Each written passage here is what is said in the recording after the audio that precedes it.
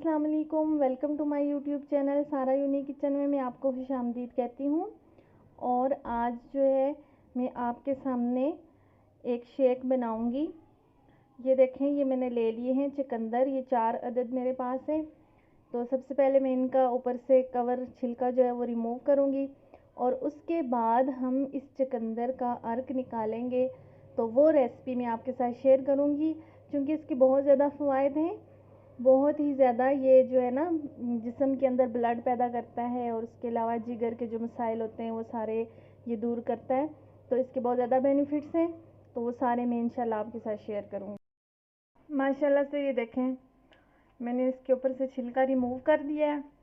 कितना अच्छा कलर है इनका और ये कितने गुड लुकिंग है और इतने ही जो है वो इसके बेनिफिट्स भी हैं। और ख़ासकर उन बच्चों के लिए जिनको भूख नहीं लगती, जो खाना नहीं खाते, उनको तो लाजमी ये चुकंदर खिलाएं। मैं आपको बताती हूँ आज हम इसका किस तरह से अर्क निकालेंगे।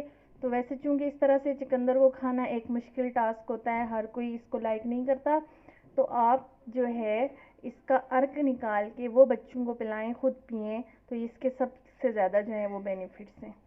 तो चलें अभी हम स्टार्ट करते हैं। ये इस तरह कटे हुए सारे जो टुकड़े मैं इसके अंदर ऐड कर रही हूँ और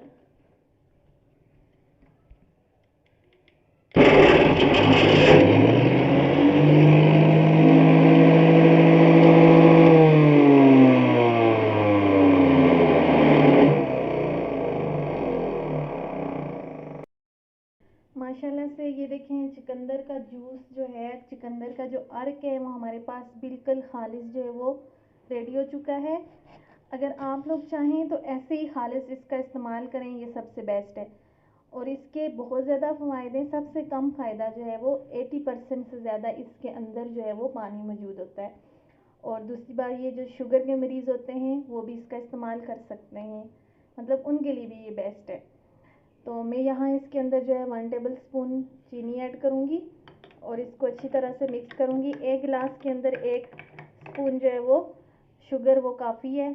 और उसके बाद ये आप बच्चों को भी पिला सकते हैं, जिनको नहीं भी पसंद है वो भी इजीली पी लेंगे।